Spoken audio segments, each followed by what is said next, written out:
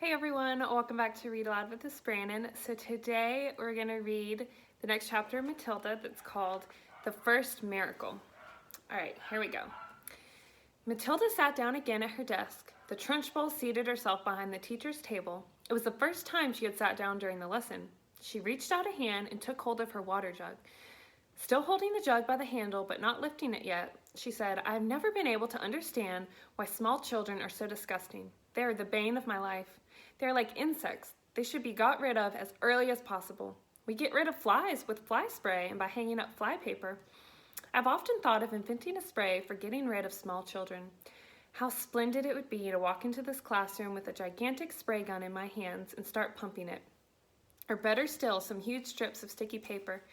I would hang them all around the school and you'd all get stuck to them and that would be the end of it. Wouldn't that be a good idea, Miss Honey?" "If it's meant to be a joke, Headmistress, I don't think it's a very funny one," Miss Honey said from the back of the class. "You wouldn't, would you, Miss Honey?" the Trunchbull said. "It's not meant to be a joke. My idea of a perfect school, Miss Honey, is one that has no children in it at all. One of these days I shall start up a school like that. I think it will be very successful." "The woman's mad," Miss Honey was telling herself. "She's round the twist. She's the one who ought to be got rid of." The Trunchbull now lifted the large blue porcelain water jug and poured some water into her glass. Suddenly, with the water out, came the long, slimy newt straight into the glass. Plop! The Trunchbull let out a yell and leapt off her chair as though a firecracker had gone off underneath her.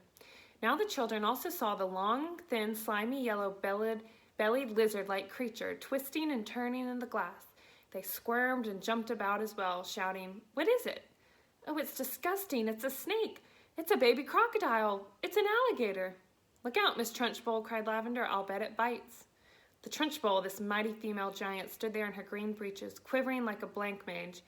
She was especially furious that someone had succeeded in making her jump and yell like that because she prided herself on her toughness.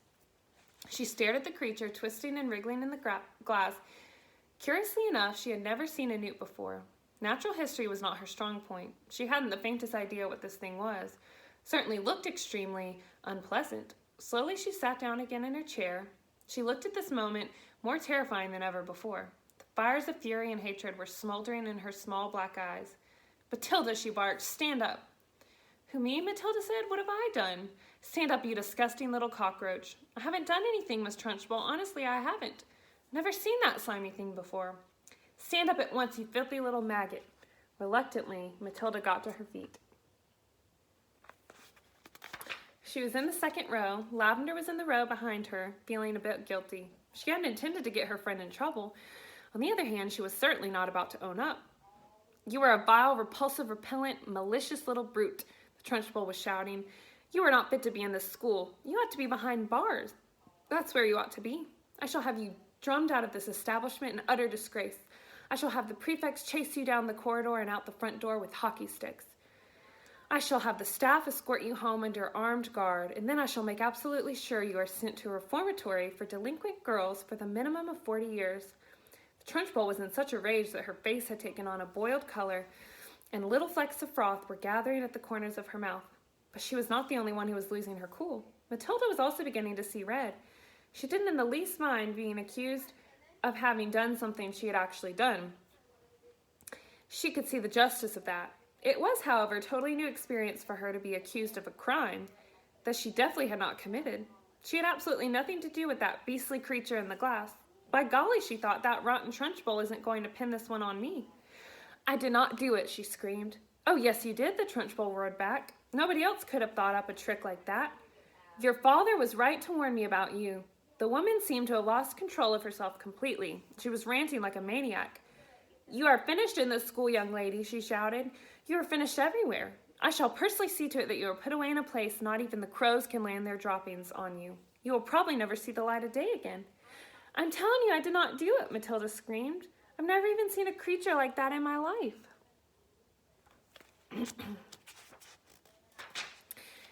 "You have put a crocodile in my drinking water," the Trunchbull yelled back. "There is no worse crime in the world against a headmistress. Now sit down and don't say a word.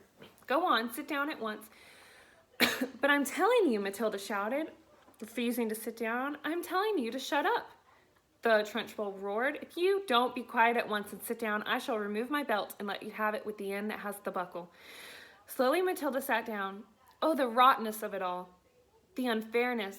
How dare they expel her for something she hadn't done?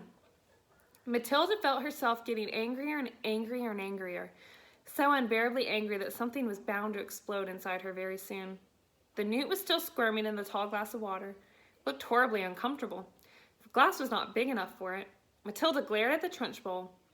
How she hated her. She glared at the glass with the newt in it. She longed to march up and grab the glass and tip the contents, newt and all, over the Trunch bowl's head. She trembled to think what the Trunch bowl would do to her if she did that. The Trunch bowl was sitting behind the teacher's table, staring with a mixture of horror and fascination at the newt wriggling in the glass. Matilda's eyes were also riveted on the glass. Now, quite slowly, there began to creep over Matilda a most extraordinary and peculiar feeling. The feeling was mostly in the eyes. A kind of electricity seemed to be gathering inside them.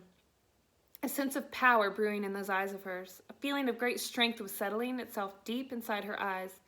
There was also another feeling which was something else altogether, which she could not understand. It was like flashes of lightning. Little waves of lightning seemed to be flashing out of her eyes. Her eyeballs were beginning to get hot, as though vast energy was building up somewhere inside of them.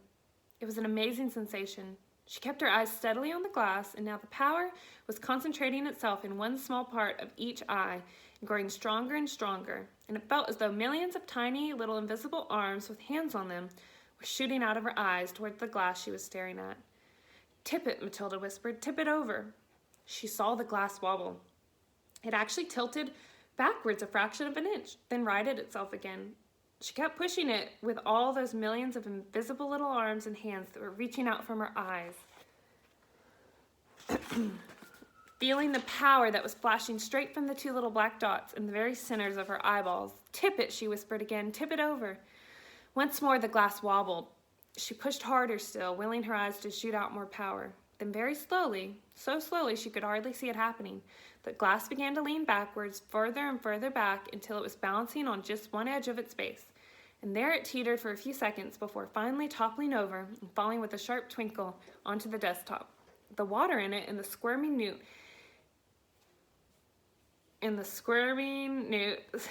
splashed out all over Miss Trunchbull's enormous bosom.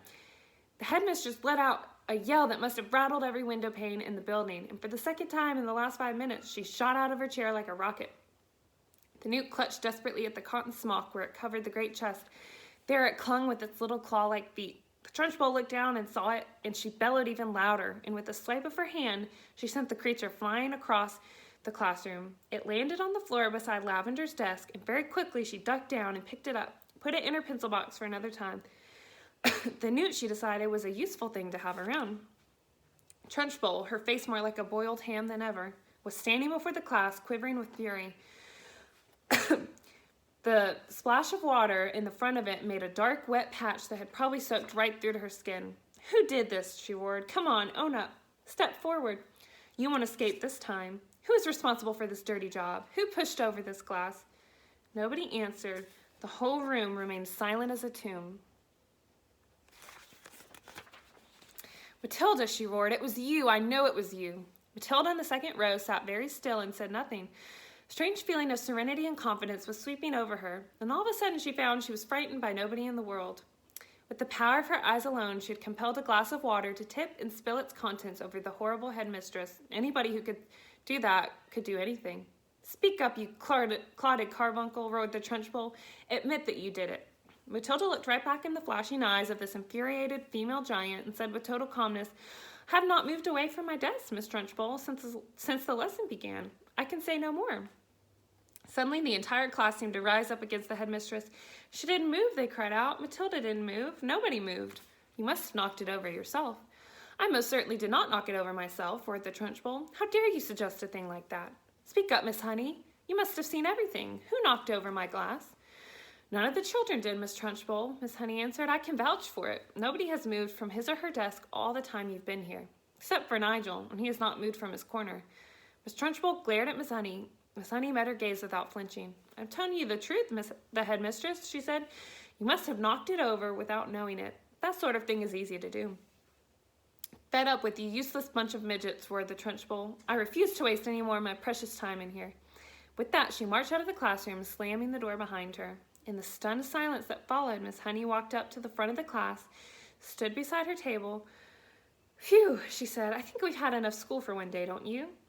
The class is dismissed. You may all go out into the playground and wait for your parents to come and take you home." And that is the end of that chapter. So Matilda's starting to realize that she has some magic powers, and she was able to use her eyes to tip over Miss Trunchbull's glass. So the next chapter is going to be called The Second Miracle. So tune in tomorrow to hear the next chapter, and I hope you have a great day.